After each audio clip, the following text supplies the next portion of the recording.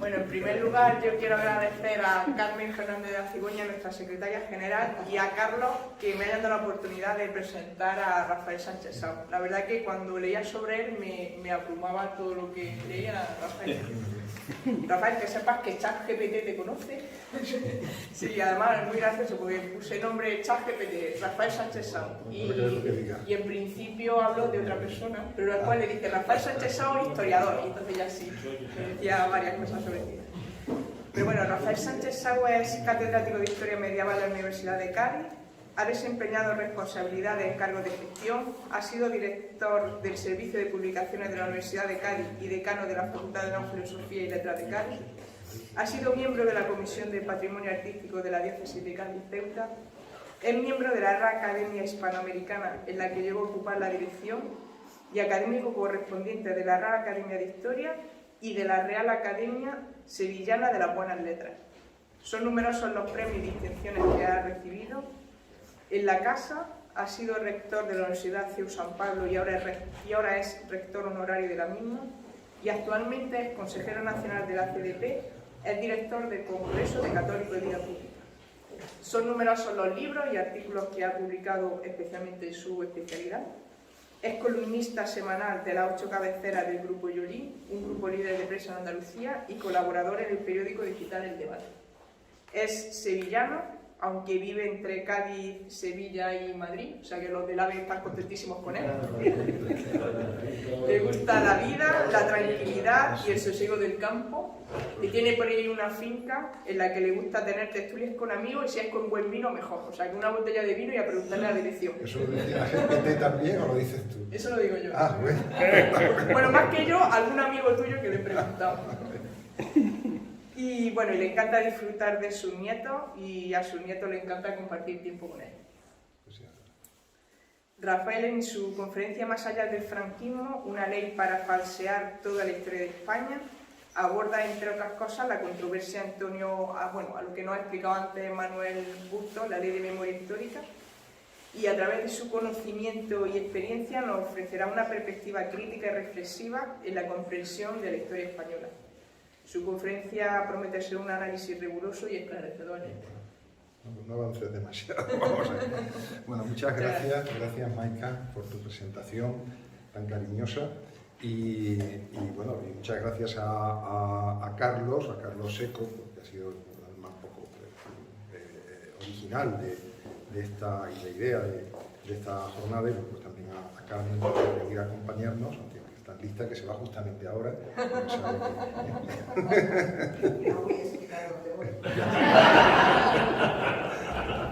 Entonces, y gracias a todos por estar aquí, aunque yo creo que el sitio en el que estamos pues no puede ser más estupendo, más maravilloso, y de la Villa Ducal de Osuna, pues qué vamos a decir, ¿eh? Así que la verdad es que es una satisfacción muy grande estar aquí con todos vosotros y con tantos amigos. Bueno, yo quiero felicitar a Manolo Bustos pues, por la estupenda introducción que ha hecho de la ley, de lo que sospechábamos pero nunca nos habíamos atrevido a leer, contarte porque es que yo también he tenido que comenzar pues, un poco a tratar con esa ley para preparar esta pequeña ponencia, y de verdad que se sufre con eso, ¿eh? Empieza uno a leer y en cuanto lleva como 5 minutos uno quiere dejar de leer barbaridades, disparates, es imposible leer eso pues, con un poquito de paz de espíritu, ¿no? Entonces, no os la he tenido que leer entera. Yo me leí el preámbulo, os digo que no he leído más, ¿eh? Porque para lo que yo necesitaba, pues tampoco tenía que ir más lejos. En el preámbulo está toda la reflexión histórico-filosófica, que después tiene el ordenamiento, pero ahí está todo pues, lo que inspira la ley. Y desde luego, pues todo lo que ha comentado Manolo y más, pues es achacable a la forma en que se ha querido hacer esta ley, que no es más que una ley de la revancha histórica, sin más, es lo único que les interesa.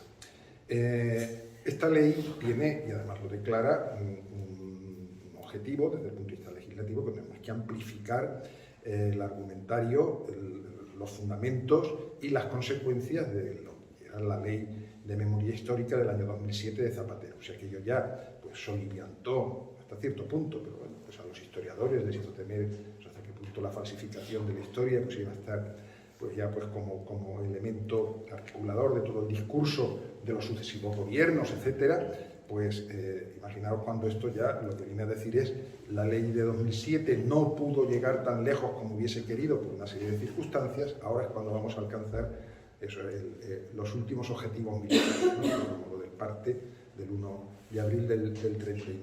¿no? Pero hay un precedente importantísimo, lo vamos a ver, de esta ley, que es la Ley de Memoria Histórica y Democrática de Andalucía, ¿no? De la que también Manolo pues, ha hecho mención, pero que tenemos que tener muy presente, porque es verdaderamente increíble como en muchos de los elementos que ahora a nivel estatal pues viene esta ley del año 2022 pues viene a recoger, pues yo creo que es que se está inspirando en muchos aspectos en lo que desde el año 2017 tenemos ya en Andalucía. ¿Por qué se hace la Ley de Memoria Histórica y Democrática de Andalucía? Porque, como se ha dicho, pues aunque el gobierno de Mariano Rajoy no hizo absolutamente nada para eliminar la ley de 2007 de Zapatero, pero sí, pues no la desarrolló en todos los aspectos que la izquierda quería, ¿no? Y entonces lo que hicieron pues en Andalucía y en otras comunidades, pues crear leyes autonómicas que les permitiera pues seguir adelante pues con el proyecto de máximos, aun cuando el gobierno de la nación no lo hiciera. Y esto es muy importante, porque desde el año 2018 hay un nuevo gobierno de Andalucía, y ahora con mayoría absoluta. Porque antes preguntó a alguien, ¿hay esperanza de que esto se vaya a tocar? Pues, hay esperanza de que en Andalucía, se ha tocado algo de la ley, sabemos que hubo incluso un acuerdo de gobierno por el cual se comprometía a cambiar, el presidente Moreno Bonilla, se comprometía a cambiar esta ley de memoria democrática, histórica y democrática de Andalucía por una ley de concordia, y naturalmente llegado el momento dijo que de eso ni hablar. Y ahí está la ley, con todos sus efectos, que son prácticamente los mismos que ha explicado el profesor Bustos con respecto al conjunto ya de la nación. En la Ley de Memoria Histórica y Democrática de Andalucía, fijaros, el preámbulo dice así, también hay que decir, las cosas como son, que el PP no se opuso a esta ley, se abstuvo en la votación, declarando su ponente que cuanto hubiese gustado poder votar a favor, pero que había cuestiones de detalle con los que no estaban de acuerdo y que por lo tanto eso les obligaba no a oponerse, pero sí a abstenerse. Pues fijaros, eso que gusta tanto, en su preámbulo dice lo siguiente: es imprescindible que no quede en el olvido el legado histórico de la Segunda República Española como el antecedente más importante de nuestra actual experiencia democrática. Bueno, eso así de sencillo, punto. Desde esa perspectiva es necesario recordar con toda su complejidad y su trágico desenlace los valores y principios políticos y sociales que presidieron ese periodo. Cualquiera que sepa un poquito de historia de España y se acerque pues, con un mínimo de objetividad a lo que fue el fracaso absoluto, desde el punto de vista precisamente político y social de un régimen como el de la Segunda República, que nació con el único objetivo, y ahí está la Constitución del 31, pues, para quien tenga alguna duda, pues, de apartar de un manotazo pues, a media España, para imponer el programa y el criterio político de la otra media al conjunto. Pues esto lo que hace es reivindicar absolutamente eso, la Segunda República. Por lo tanto, nos olvidamos de todo lo que tiene que ver con el proceso de la transición, pues, con todo la Segunda República y punto. Hay aspectos muy importantes que tenemos que tener en cuenta que convierten a la ley andaluza en el precedente fundamental, más incluso que la ley de Zapatero, de la ley actual de Pedro Sánchez. Entre ellos yo quiero destacar dos o tres cuestiones que son muy importantes y que la ley de Zapatero no se atrevió o no consideró oportuno llegar hasta ese extremo. En primer lugar, la imprescriptibilidad de los crímenes cometidos por el bando nacional en la guerra civil y durante la dictadura. Imprescriptibilidad. Eso, no sé, es que es un principio absolutamente antijurídico. O sea, solamente se puede apelar a la imprescriptibilidad si estás hablando de crímenes de lesa humanidad. Pues lo y de genocidio. O sea, lo que se quiere es lanzar sobre 50 años de vida española, pues la sombra de del genocidio y de los crímenes de lesa humanidad. Porque evidentemente la Junta de Andalucía no puede ni tiene competencias para modificar el Código Penal, ni puede excluir el principio de irretroactividad de toda ley. Entonces, ¿qué se persigue con esta declaración? Pues lo que se persigue es la condena moral absoluta, que es de lo que se trata. El baldón y la condena moral absoluta, naturalmente, solamente a uno de los bandos de la guerra civil. En segundo lugar, antes se ha preguntado, bueno, ¿y cuál es el límite que se considera que ya pues, no tiene efectos la ley de memoria histórica, el 78? Si yo no recuerdo mal, creo que la ley actual, aprobada en el 22, la ley Sánchez, creo que llegaba hasta el 81, me parece. Me parece que era hasta el 81.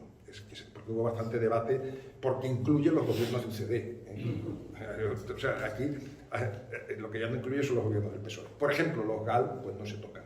Pero, sin embargo, todo lo que haya podido ser la lucha antifranquista, es decir, antes alguien preguntó por ETA. Como ETA es un grupo de resistencia al franquismo, toda la lucha contra ETA puede quedar afectada, desde luego, por la normativa de esta ley. Claro, eso ha levantado, porque todos los gobiernos de UCD que siguieron, más que luchando, padeciendo los efectos del terrorismo, pues pueden quedar afectados, si se quisiera, por esta ley. Pero es que alguien decía, ¿será el año 75 o será el año 78? La ley andaluza trae los efectos de la ley hasta la aprobación del Estatuto de Autonomía en 1982. El precedente no puede ser más obvio entre uno y otro. Y dice así, además, concretamente, el objeto de esta ley es garantizar el derecho de la ciudadanía andaluza a conocer la verdad de los hechos acaecidos, así como la protección, conservación y difusión de la memoria democrática como legado cultural de Andalucía en el periodo que abarca la Segunda República, la Guerra Civil, la dictadura franquista y la transición a la democracia hasta la entrada en vigor del primer estatuto. ¿De qué nos asombramos ahora? Pues esto está desde el año 2017, intocado, Pues se podría haber hecho pues, una reforma parcial de la ley, esto y tal, quitar estos disparates. No se ha querido hacer. Y hay un aspecto fundamental para lo que a mí me importa, en el sentido de que yo voy a desarrollar sobre todo, que es la cuestión de cómo afecta todo esto a la visión general de la historia de España. La ley andaluza también innova en una cuestión fundamental, la referencia a la enseñanza de los contenidos de la memoria, historia y democrática. Porque la ley de Zapatero se limitaba a una serie de disposiciones en relación con los archivos de la Guerra Civil. Recordaos toda esta polémica que surgió entonces con el archivo de Salamanca, el expolio del archivo de Salamanca, su traslado de parte de sus fondos a Cataluña, etc. Pero la ley andaluza da el salto totalmente a la intervención sobre la enseñanza en todos sus niveles. Dice así: para fortalecer los valores democráticos, la Consejería competente en materia de educación incluirá la memoria democrática en el currículo de la educación primaria, de la educación secundaria obligatoria, del bachillerato y de la educación permanente de personas adultas. Es que eso les explica, eso les escapa nada.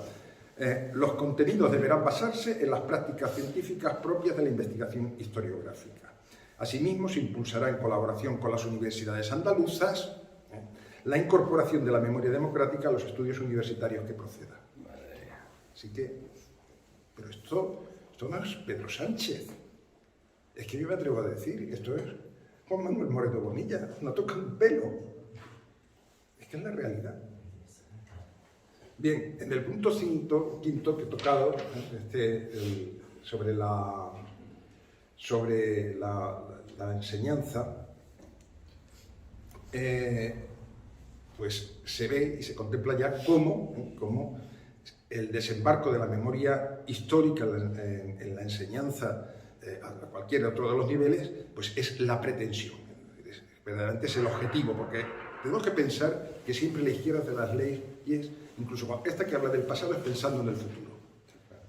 en ese proceso de ingeniería social. Entonces, lo más importante de la ley andaluza, como a mi juicio lo más importante de la ley Sánchez actual, no es lo que dice sobre el pasado, conjunto disparate, sino lo que prevé para el futuro, para condicionar completamente a las nuevas generaciones en relación con la visión de la historia, para seguir siendo dueños del futuro, que es lo que les interesa.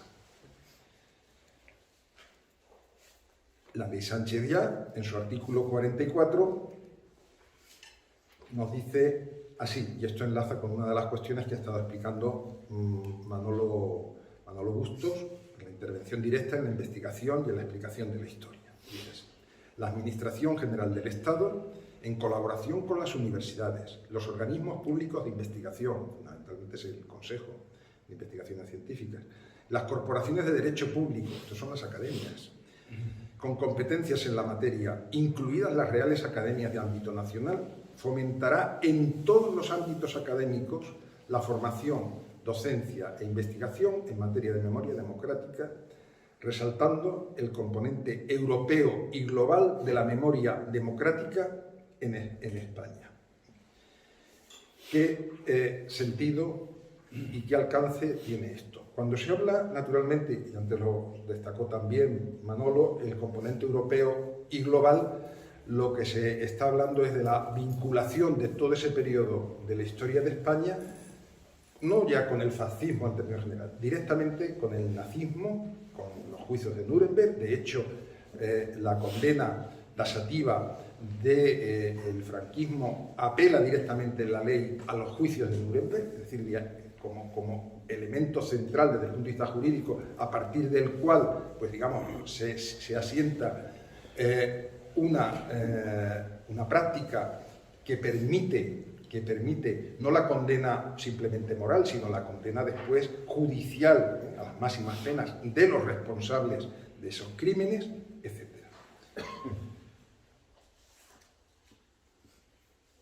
En la sección tercera, capítulo cuarto de la ley actual, de la ley de Sánchez, se dice lo siguiente. La sección tercera de este capítulo recoge, con una finalidad pedagógica, los valores democráticos y de convivencia, distintas medidas relacionadas con los diferentes ámbitos educativos y de formación del profesorado, la formación del profesorado, la investigación, divulgación y otras formas de sensibilización, es decir, entra de lleno en el ámbito de la propaganda, sin más, con el objetivo común de fomentar, promover y garantizar en la ciudadanía el conocimiento de la historia democrática española y la lucha por los valores y libertades democráticas. Todo esto, pues naturalmente, por esto sí, son maestros en el lenguaje y tal. Uno lee la ley y en ningún momento puede tener la impresión de lo que se intenta es imponer, sin más, una única visión de la historia. Siempre todo está bajo la pantalla de los valores y de las libertades, los valores democráticos, las libertades, etc.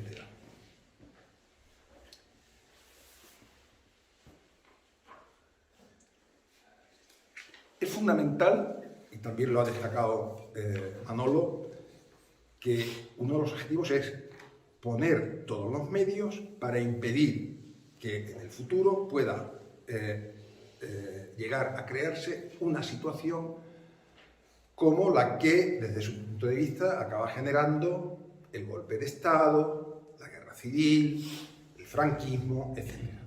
Esa es la clave. Tenemos que hacer, esto nos tiene que servir para, desde el punto de vista ideológico y de la educación, hacer imposible eliminar completamente que algo semejante, una reacción de eso frente a lo que significamos nosotros, pueda suceder. En el apartado 3 del preámbulo, que en su conjunto además ese preámbulo que está destinado a justificar la necesidad de una memoria común en la sociedad española, es decir, de una única memoria posible, que la que se implanta, se dice: esta ley es también un compromiso con el futuro, defendiendo la democracia y los derechos fundamentales como paradigma común, horizonte imborrable de nuestra vida pública, convivencia y conciencia ciudadana. Bueno, ¿esto de dónde nos viene? Es decir, esta intención, bueno, esto es connatural a la izquierda, pero no solo. Y hay un precedente clarísimo, por lo menos a mí me lo parece, que es, desde luego, los procesos de desnazificación en Alemania inmediatamente después de la guerra, con todo lo que eso supuso. Pero hay precedente todavía, para nosotros, algo más alejado, pero mucho más sutil, mucho más interesante, que es lo que el ensayista norteamericano Russell Ronald Reno, más conocido como R.R. Reno, en su libro El retorno de los dioses fuertes, que no sé si conocéis, que es un libro impresionante, pues nos habla acerca de la operación que se lleva a cabo en los Estados Unidos tras la Segunda Guerra Mundial, amparado por los círculos que allí se llaman liberales, que no es más que la izquierda, pues más vinculada en aquel momento incluso hasta la época de McCarthy y tal, pues al propio Partido Comunista, y que tiene como objetivo cambiar las bases, la mentalidad de la sociedad norteamericana, después de la Segunda Guerra Mundial. El planteamiento, en términos generales, es más o menos el siguiente. Hemos vencido al fascismo. Esto nos ha costado pues, cientos de miles de muertos americanos, millones en todo el mundo, ya sabemos lo que... Pero de nada nos sirve vencer militarmente al fascismo si las semillas del fascismo están ahí. ¿Cuáles son las semillas del fascismo? La sociedad autoritaria. ¿Y cuáles son las semillas de la sociedad autoritaria? Lo que se llama los dioses fuertes. Los dioses fuertes son aquellos que a una sociedad y a los individuos que la componen, digamos, los condicionan, los amueblan de tal manera que hace que, de una manera casi espontánea, arraiguen valores que se consideran antidemocráticos, antiliberales. Especialmente el patriotismo entendido de determinada forma, la religión entendida de determinada forma, naturalmente para eso hay que entender el patriotismo como nacionalismo, hay que entender la religión como fanatismo, la familia entendida de determinada forma. Los tres elementos que tradicionalmente han sustentado a las sociedades, se puede decir que a lo largo de la historia, en todas partes, y de las civilizaciones, pero que se llega a la conclusión de que son los elementos que propician la violencia interna y también propician las guerras, los conflictos, lo que en ese momento se quería clausurar para siempre. Eso es lo que lleva pues, hombre, a grandes intelectuales. Estamos hablando, por ejemplo, uno de los grandes doctrinarios pues, de esta necesidad de eliminar los dioses fuertes es Karl Popper. Lo conocéis, es uno de los grandes de los gurús pues, del pensamiento democrático y liberal norteamericano, y a partir de ahí pues en todo el mundo. Bueno, el libro de Reno lo que nos habla del retorno de los dioses fuertes, es decir, se ha llegado tan lejos en esa progresiva pues, desmedulación de las sociedades, que lo que nos estamos encontrando es con sociedades pues, totalmente desvinculadas, totalmente fragmentadas, que no creen en nada, absolutamente relativistas, sociedades, por lo tanto, que llegan a ser inviables. Así que no hay más remedio, ya no estamos en el año 45, ni estamos en el año 50, no hay peligro en absoluto de fascismo, el mundo no parece que sea precisamente el fascismo la amenaza que tenemos enfrente. Las sociedades occidentales o recuperan algo de estos dioses fuertes o vamos a la incapacidad de defendernos y además a la disolución interna. Esa es la tesis de Reno. Pero nosotros nos tiene que servir para ver cómo la ley de memoria democrática histórica se inserta en ese deseo de cambiar las bases del entendimiento de la sociedad española, de su pasado y de sus pilares actuales. Porque si no, ese esfuerzo enorme que estamos viendo, más allá de la reivindicación, de la revancha, etcétera, no tendría ningún sentido. Es decir, ya esto viene pues esa constante en la ley, por lo menos en el preámbulo, ese constante querer ir hacia el futuro, ¿no? No estamos hablando de una ley solo hacia el pasado. Es necesario expurgar a la sociedad española de esos dioses fuertes que pueden alimentar el regreso del fascismo o de cualquier aspecto vinculado a las sociedades tradicionales. Esas sociedades que son condenables por autoritarias y por poco respetuosas con las minorías. Claro, esto explica el porqué esa insistencia en meter en esta ley todo el tema LGTB, todo el tema del feminismo, todo el tema... Hay que protegerlas también a ellas ¿contra qué? Pues contra cualquier posible reacción que pudiera venir para limitar la imposición que estas minorías están hoy ejerciendo, pues la cosmovisión del conjunto de la sociedad. Eso es lo que... Y aquí entramos en una cuestión clave, ¿no? Y que yo creo que esto ya no tenemos que remontarnos al franquismo, lo hemos vivido todos, y sigue siendo así. Muchas veces nos hemos preguntado, pero bueno, ¿cómo es posible? ¿Por qué la izquierda renuncia no ya a los símbolos de la nación? ¿Por qué incluso al mismo concepto de nación y al mismo nombre de España? Que incluso después de estar gobernando 40 años, en esos 40 años, pues durante una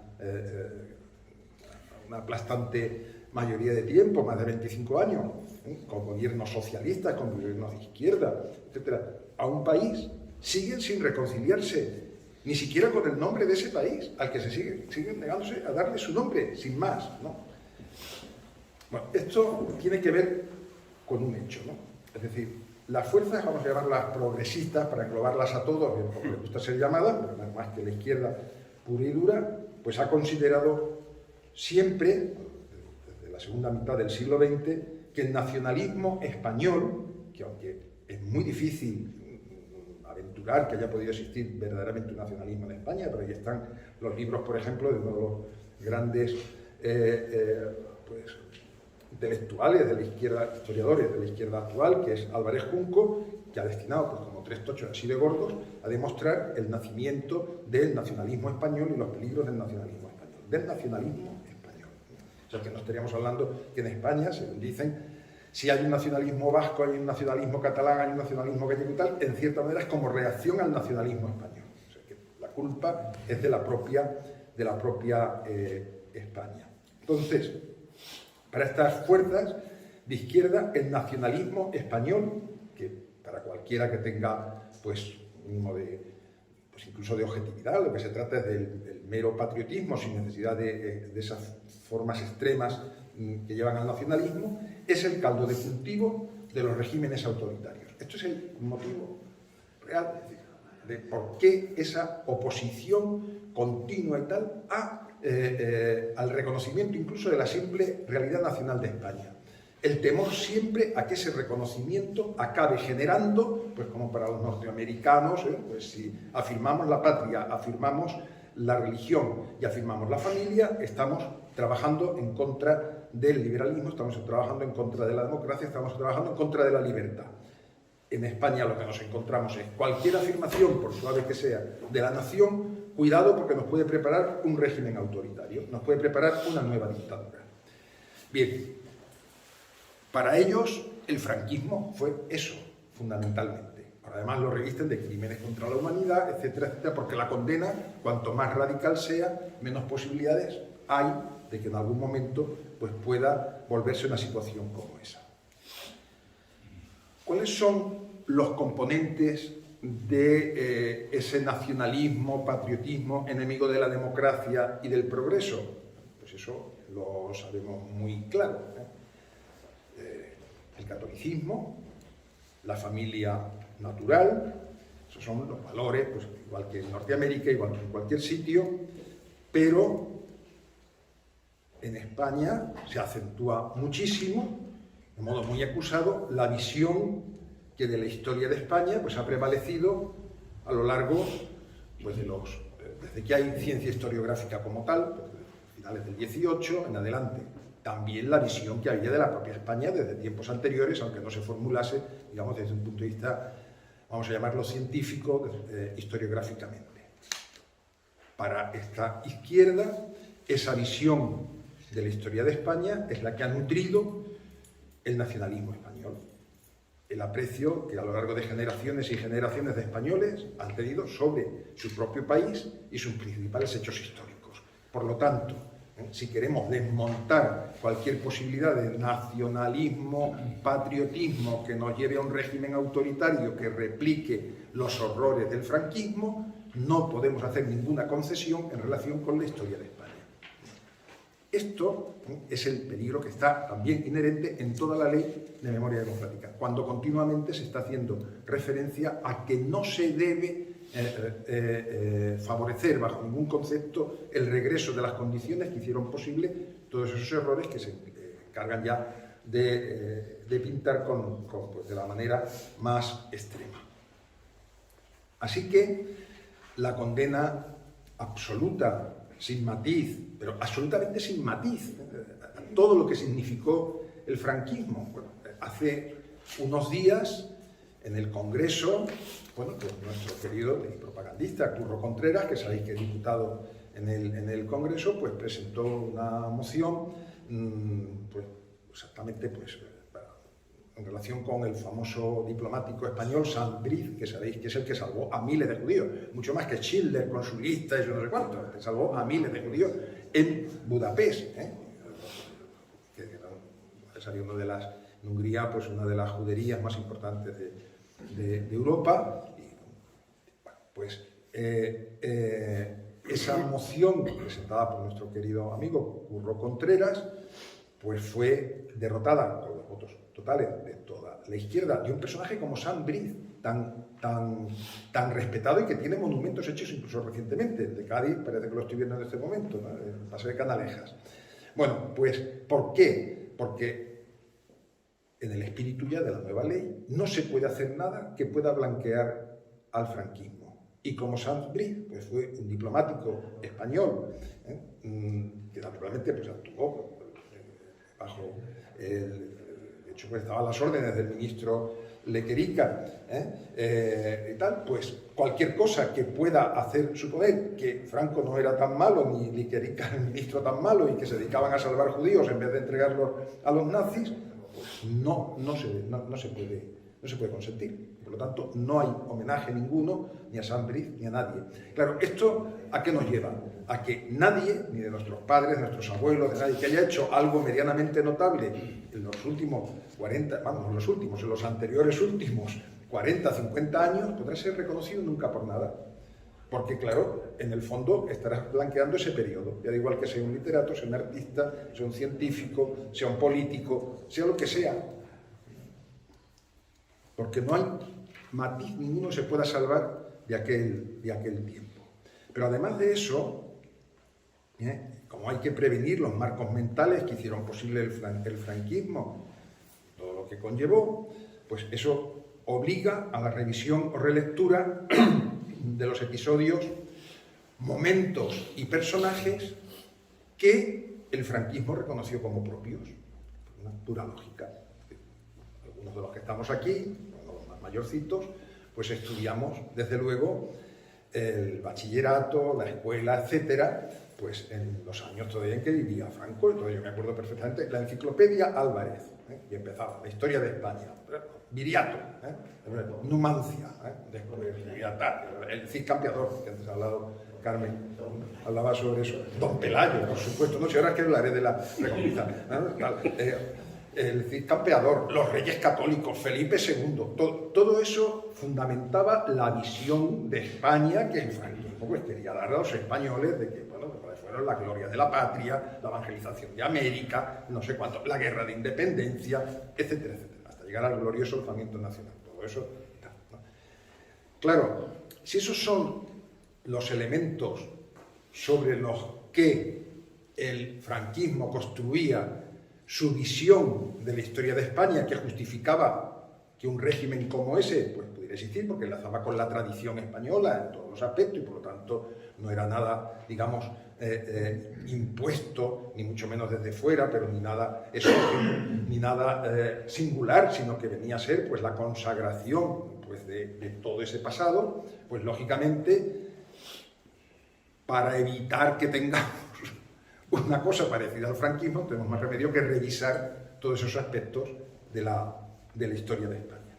No solamente hay, por lo tanto, que revisar en un sentido negativo o negar los aspectos en los que el franquismo se apoyaba, sino que todos aquellos otros elementos que al franquismo le resultaban repelentes en la historia de España los tenemos que reivindicar. Y es así como nos hemos encontrado con la reivindicación del siglo XIX español que se ha producido, ¿no?, en las últimas décadas, y que ahora pues es total. Por ejemplo, desde los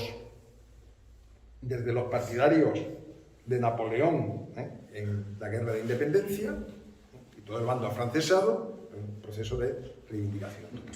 La reivindicación, por ejemplo, de la masonería, que es obvia, y de su papel benefactor, esto es democrático, no sé cuánto. Es otro elemento, claro, el franquismo ya sabéis que era absolutamente contrario a todo lo que tenía que ver con la masonería, etc. Por tanto, la reivindicación de la masonería, la reivindicación de los afrancesados, no digamos nada, ya incluso pues la reivindicación de todo lo que fue la Primera República, la reivindicación después de todos los movimientos, desde el anarquismo estatal, un movimiento, digamos, disolvente, ¿no?, en la época de la restauración canovista, etcétera, etcétera, y así sucesivamente. Todo aquello que le resultaba repelente al franquismo debe ser reivindicado. Todo aquello en lo que el franquismo podía apoyarse, esa visión de España y tal, es lo que tiene que ser revisado y en muchos aspectos condenado.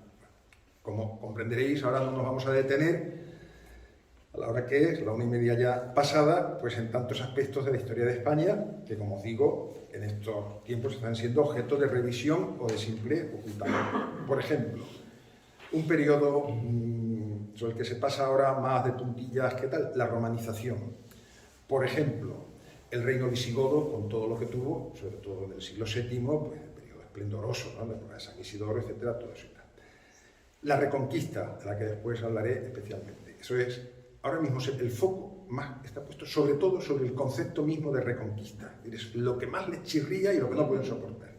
Los reyes católicos, un reinado que fue considerado, incluso por los propios republicanos históricos, y hasta incluso durante la Segunda República, el periodo que se consideraba el más brillante de la historia de España.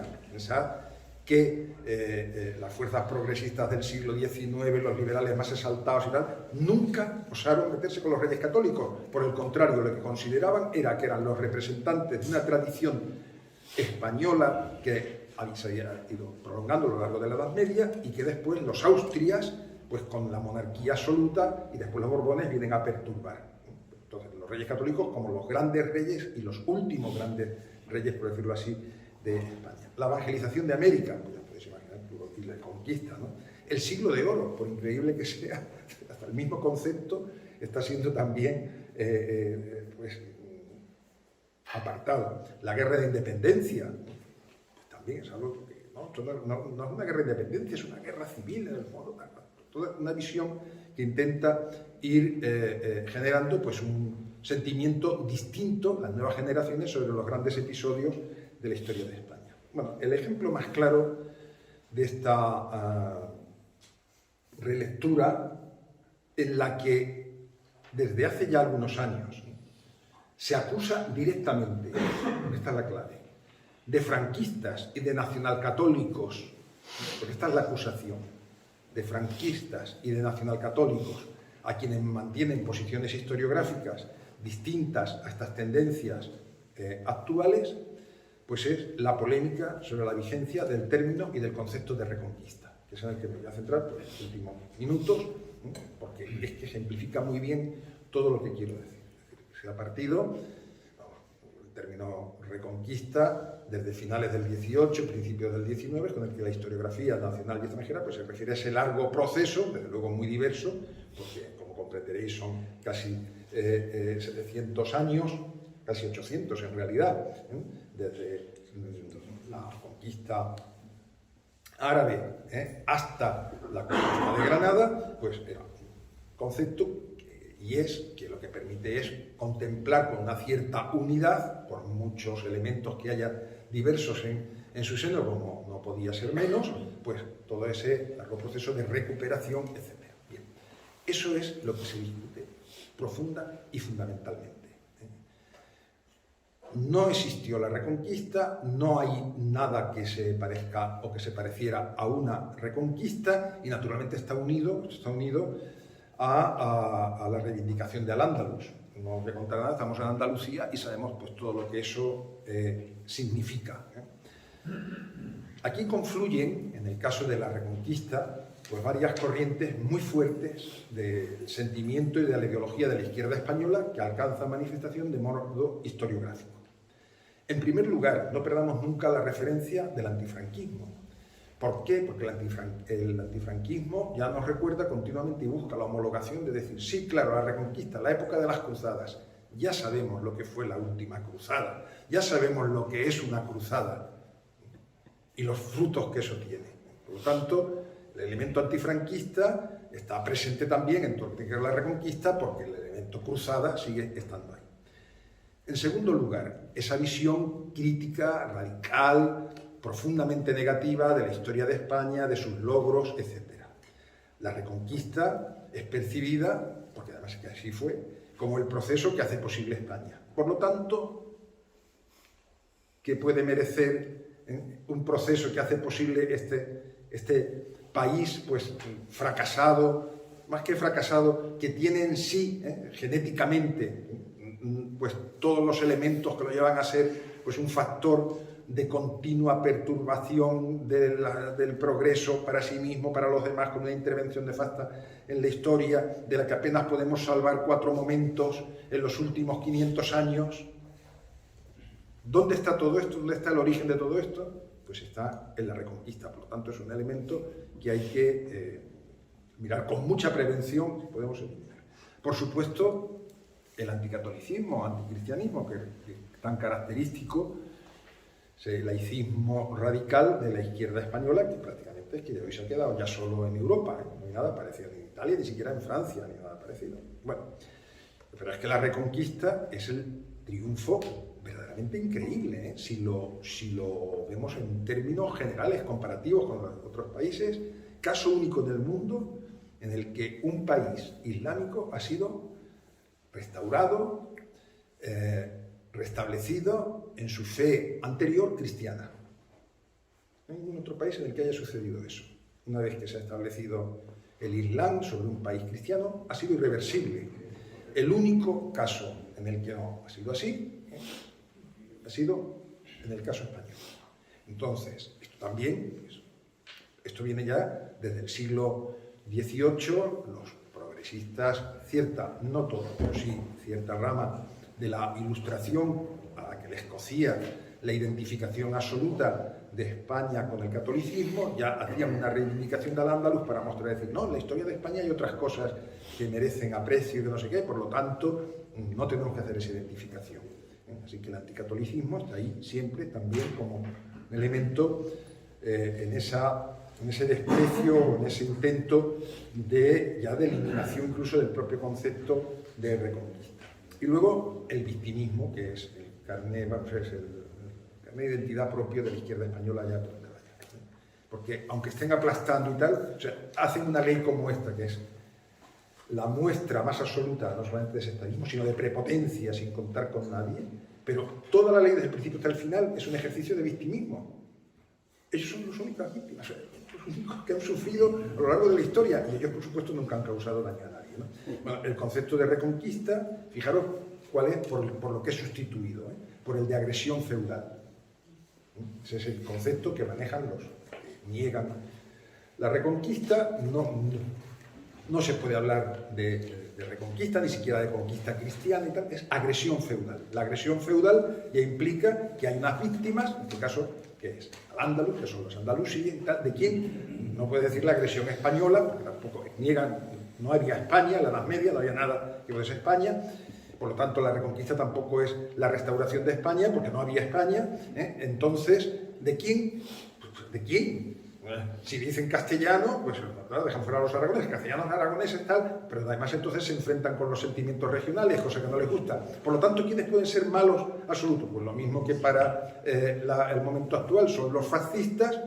¿Quién va a decir, no, a mí no me insulte usted, ¿no? Puede decir todo lo que quiera de los fascistas. Pues lo mismo puede hablar del feudalismo. ¿Quién va a defender el feudalismo? Agresión feudal. Lo que tenemos son a feudales que agreden a sociedades pacíficas que llevan cientos de años pacíficamente instaladas en su territorio, etcétera, etcétera. La agresión feudal sobre al-Ándalus.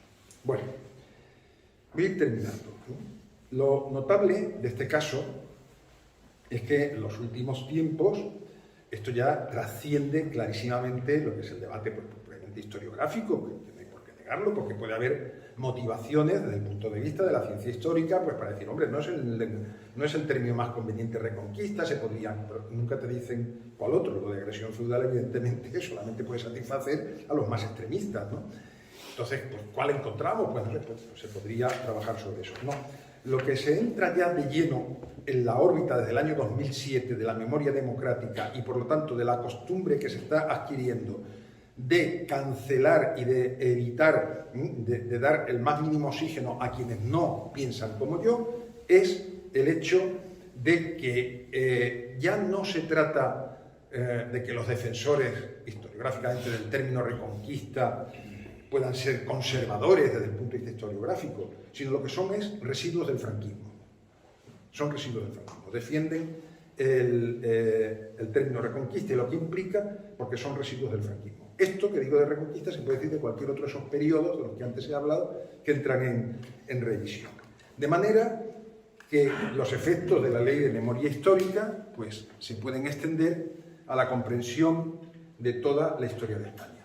Ahora, hace unos días recibo este libro, estupendo, de un medievalista vasco, Armando Vesga Marroquín, de la Universidad de Deusto, se llama La Reconquista, la Restauración de España.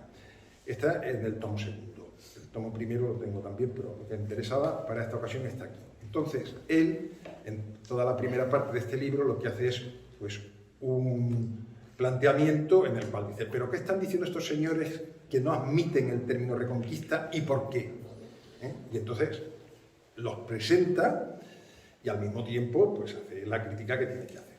Entonces, aquí directamente menciona al que en este momento pues es el autor, el medievalista, que se está destacando más pues, en su combate personal, esto ya es que esto es una obsesión, en todo lo que tiene que ver contra la reconquista, que es Alejandro García San Juan, al que yo conozco muy bien, que es un profesor titular de la Universidad de Huelva, pero que no creéis que estamos hablando de un señor cualquiera. Este señor hoy lo llaman de todas partes, está en todas partes, publica en El País, publica toda esta visión que está trasladando. Y dice, Armando Vesga dice lo siguiente, voy a leer unos párrafos para que veáis en qué términos está el debate, o sea, en qué términos plantea este señor el debate en relación con el concepto reconquista. Y dice Armando Vesga, Alejandro García San Juan es el autor que más está sobresaliendo en la lucha contra la reconquista, pero sus artículos, el más extenso con diferencia tiene 30 páginas, son variaciones sobre el mismo asunto, en lo que su principal novedad es la ampliación de los historiadores condenados. ¿Quiénes son los historiadores condenados por este señor? Que si yo no os lo digo, pues no lo conocéis, ahora que dio pues, resonancia por estas cosas. Pues mira, tenemos Claudio Sánchez Albornoz, Serafín Fanjul, José Antonio Maragall, Luis Suárez Fernández, Miguel Ángel Ladero, Luis García Moreno. Estamos hablando de la creme del medievalismo y todo esto le parece fatal. Antonio Elorza, David Fernández Morera, que es un cubano norteamericano que ha escrito en relación con estas cosas y tal. José Orlandis, Manuel González Jiménez, que ha sido catedrático muchos años, ya jubilado en Sevilla. Asín Palacios, que era un arabista, Pérez de Urbel, Santiago Cantera, Arnaud Imá, Rafael Sánchez Sauz también.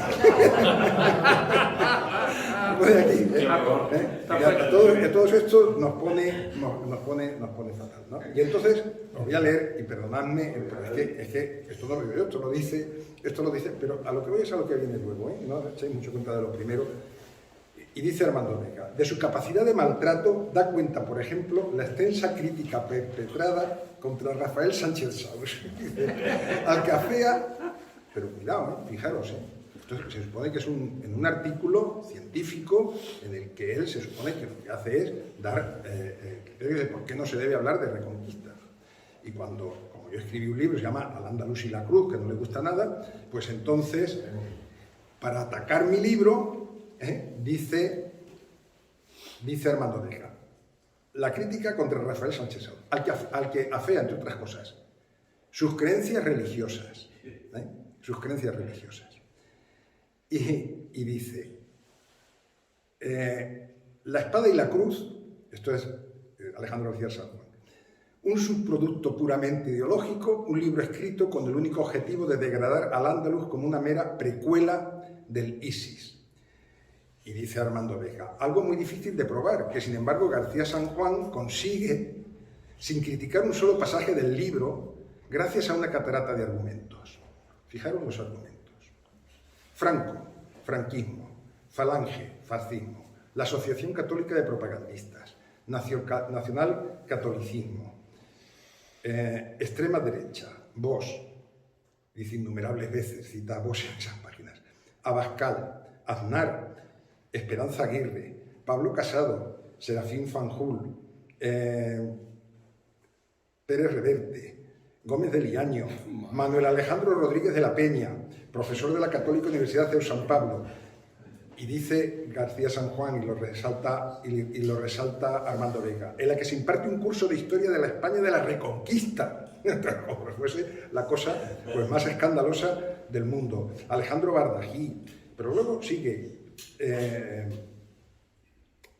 un tal que él menciona, García San Juan, como precedentes que informan mi tarea.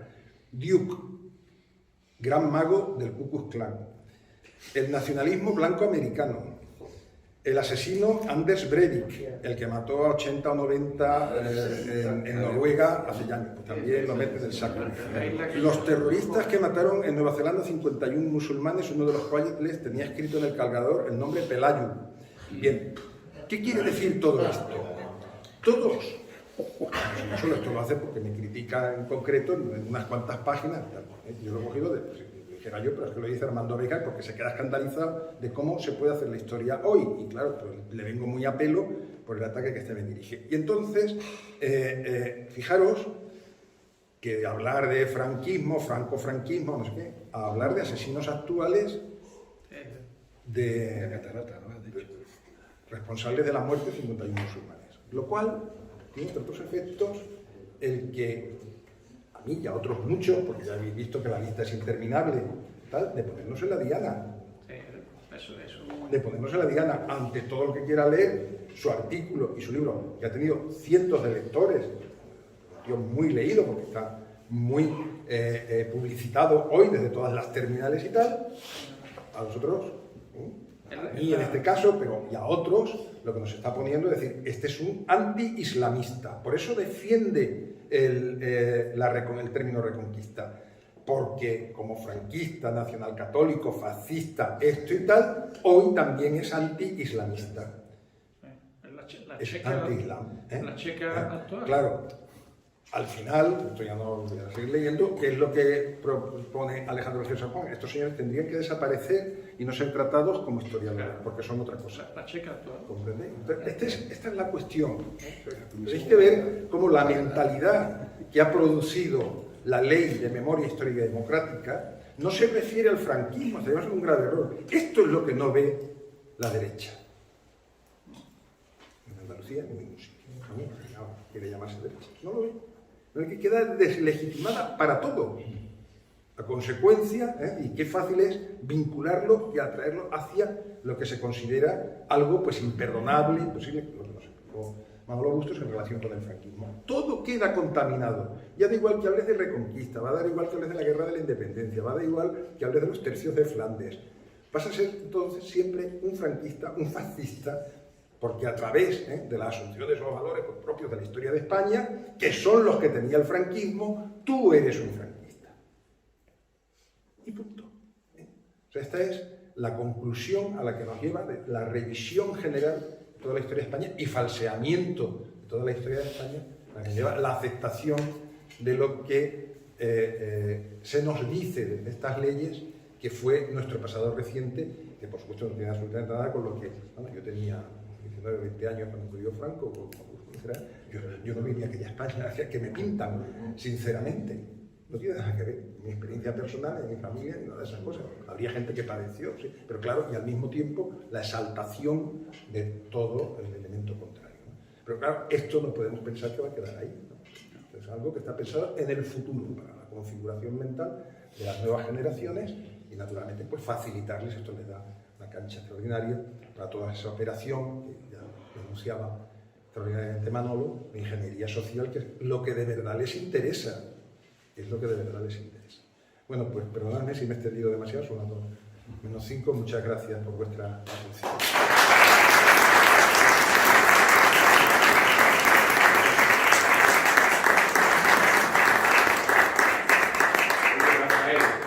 Esto es realmente lo de la izquierda es que ya casi es un déjà vu, ¿no? Porque es casi lo mismo, tiene las mismas costumbres que, pues, por ejemplo, el tiempo de Stalin, cuando hablaban de trotskista, burgués, antisistema, antipartido, siempre es un mantra que repiten, ¿no? Ahora es anticatólico, antifascista, antinacionalista, nunca varía, ¿no? O sea que es el mismo rollo siempre, ¿no? La adaptan a la historia ahora de España contra los católicos, la adaptan contra lo que sea. La esencia del pensamiento de la izquierda está troquelado por el marxismo. O sea, aunque ya el marxismo no sea lo que les inspira sus políticas y sus cosas, porque eso es ya demasiado fuerte. No, quiero decir que intelectualmente es una cosa demasiado potente, esta gente está en otro nivel, o sea, esto es un conjunto de disparates que no tienen ninguna base filosófica ni nada de nada. Todo lo que piensa la izquierda actual, desgraciadamente, es así. Ojalá haber una izquierda potente con una base filosófica con la que se pudiese debatir, pero con estas cosas no se puede debatir. Por eso, inmediatamente después, si intentas debatir es el insulto, porque no pueden, no tienen argumentos. Lo que dice Armando Vega, este señor, lo que ha escrito 30 folios, lo más largo, pero hay quienes escriben libros para argumentar sus posiciones, estos no tienen que escribir libros, basta con tal. Pero todos vienen, eso sí, de la concepción marxista. La concepción marxista de la política es el enfrentamiento y la lucha, porque es dialéctico. Por eso todo intento tan absurdo de nuestra pseudo-derecha, que es el buscar la armonía y el buscar, vamos a llegar, es absurdo con esta gente, no se puede, porque tienen el esquema dialéctico en la cabeza. Y entonces, cada situación que se resuelve de conflicto, llegando a una situación de síntesis, naturalmente, lo que intentan a través de sus luchas, y eso hay que reconocerles que son perseverantes y que nunca ceden. Una vez que esa situación de síntesis plantea una nueva situación dialéctica en la que se puede ir más allá. Y la lucha es continua. Es que, de hecho, la revolución nunca termina. Termina un estado utópico de la sociedad sin clases, no sé cuánto, el mundo feliz, pero naturalmente todos, incluso los marxistas, estos, ¿verdad? Pues vean eso como algo eso, utópico, lo que se puede decir. Pero la realidad de eso es la lucha continua, desde su punto de vista, del bien contra el mal. Y contra eso no hay tregua. Por lo tanto, dicen, no, es que estos son iguales. No, lo que es igual es esa mentalidad de fondo. Y la lucha tiene que ser total. No hay posibilidad de paz. Puede haber situaciones de acomodación, de esto, momentáneas, ahora no conviene, esperamos. En el 2007 no se podía, porque tal, como lo de Tejero, que ha comentado Manolo Bustos, pues retrasa las cosas y tal, pero esperamos a que se produzca. Y siempre, y siempre, y siempre. Y por tanto, nadie piense que mientras lo que prevalezca pues sea esa mentalidad dialéctica y de guerra sin fin, pues se puede llegar a una paz. Es que eso, hay que prescindir de eso. Tienen una visión clara de lo que es la cultura deseada, cosa que a la derecha le falta. La derecha tiene una visión clara de lo mejor la económica. La derecha en España, toda la gente de derecha que conozco, lo que quiere es vivir en paz y tranquilo. Y está dispuesto a ceder 1000 cosas con tal de que le dejen vivir en paz y tranquilo, en su familia, con su profesión, con las cosas que le gustan, esto, lo otro, en su vida y tal, ¿no? Por eso le cuesta tanto movilizarla, y menos por cuestiones pues, que son de ideas, bueno, mientras no me toquen demasiado, tal. Pero la izquierda no es así. Esa es la gran diferencia, incluso humanamente. ¿Alguien quería preguntar por ahí? Sí, vamos, te agradezco de verdad porque has hecho una síntesis muy interesante que de algunos puntos de vista yo no me había dado cuenta, o por lo menos no me lo habían dado de esta forma, ¿no? Yo siempre lo había identificado a través de la escuela de Frankfurt, de Adorno, Marcuse, que claro, me estás hablando de los dioses fuertes y digo, pues, ¿qué es esto? Eso sí, claro. Literalmente. Por eso viene a Estados Unidos. Literalmente. Todo eso. Sí, claro, lo que no entiendo es si esto es que es tan evidente. Yo creo que por lo menos para los que nos preocupamos un poquito por esto, lo vemos claro, como que todas las líneas ahora políticas de derecha o centro-derecha no lo ven. Si esto está programado, lo tienen claro. Es decir, van buscándolo y llevan décadas haciéndolo. Una estrategia. Total. Es decir, si realmente lo tienen tan programado, ¿por qué la derecha no quiere reaccionar? No lo desea. Creo que has dicho un porqué. Solo quiere estar tranquila, a gusto, ¿no? Pero si es que esto no acaba en otro sitio, sino en el que ellos quieren. No, lleva una situación de conflicto y entonces eso pues no es deseable porque hay otras cosas que se aprecian más, ¿no? El crecimiento económico, la posibilidad de crecer, y mientras no estemos llegando. Entonces yo creo que hay una falta de valoración de lo que estas cosas suponen y luego pues porque hay una experiencia ya histórica por parte de esa derecha más acomodaticia y es que, bueno, pues que todas las cosas al final se acaban asumiendo y no son tan graves. ¿Podría ser, por tanto, una solución, o por lo menos una forma de intentar reconstruir una, digamos, línea de actuación, NEOS, por ejemplo, a través de Jaime, ¿no? Con lo que se está intentando propugnar para intentar establecer una nueva o una especie de línea de cultura donde la sociedad se pueda agarrar y vea que así sí se puede y de esta forma es que se bueno, la batalla cultural desde la derecha, pues Jaime Mayor ha hecho mucho por ello, desde luego en los últimos años y esta iniciativa NEO pues tiene también un poco pues esa misión, la de hacer ver estas cuestiones y la de al mismo tiempo despertar y luego otra cuestión pues mucho más digamos más táctica, ya no tan de finalidades últimas, ¿no? Que era crear las condiciones de un marco ideológico de entendimiento entre las fuerzas que se declaran de derecha y de centro para permitir la alternativa. Yo creo que eso, tengo motivos para pensar que eso NEOS no lo ha conseguido, ni creo que lo vaya a conseguir. Entonces, aquí hay un elemento pues, de frustración grande, porque, claro, desde la elección de Feijóo como presidente o secretario general, presidente, bueno, pues como manda más, pues la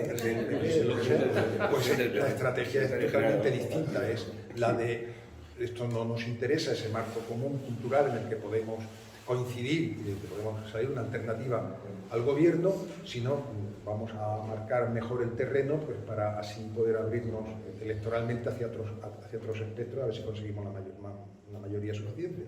Bueno, claro, eso choca de lleno con lo que era la estrategia a corto plazo de NEOS, que era precisamente, yo creo que nace en buena medida para crear el puente que se necesitaba y facilitar una mayoría absoluta.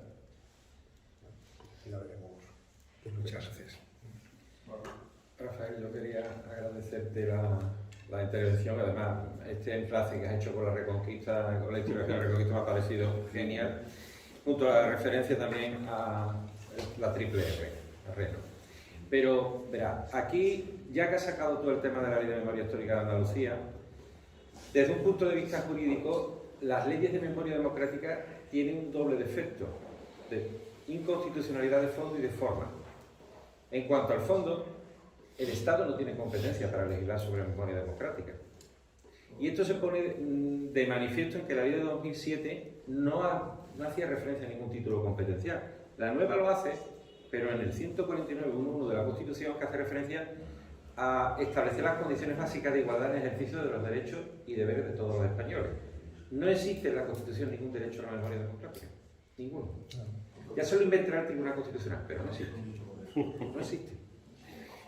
El Estatuto de Autonomía de Andalucía tampoco hace referencia a ningún derecho a la memoria democrática. Y en el voto particular que se hizo en el dictamen del Consejo Consultivo a la ley andaluza, a la pionera, eso se puso de manifiesto. No existe título competencial en la comunidad autónoma para regular esto.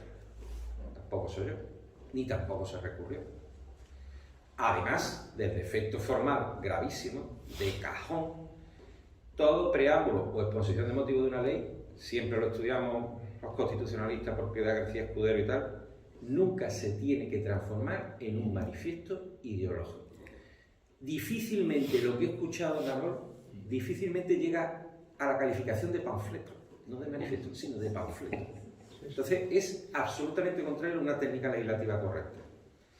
Pero además de toda esta cuestión jurídica que le estoy diciendo, aquí se está suscitando mucho qué reacciones jurídicas ha habido.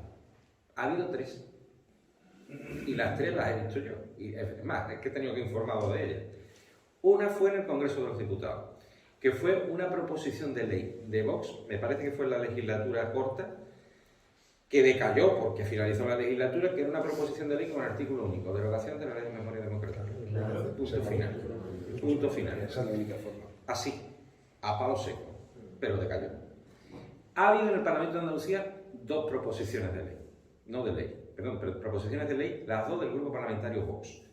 Ley de concordia entre los españoles.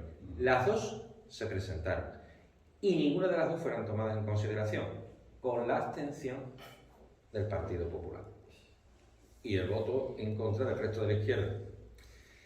¿Cuál es al final la cuestión? Pues la cuestión es que sí es cierto que hubo un pacto político y sí es cierto que no se cumplió. Así de claro. Y esa es la realidad. Jurídicamente, ese es el marco. Y no hay otro. Bueno, esto dicho por no cualquiera. Tenéis que saber, no lo conocéis, que Javier Ruiz Bursón pues es no solamente un gran jurista, discípulo de Curro Contreras, que te dirigió la tesis, y eres letrado del Parlamento de Andalucía. Correcto.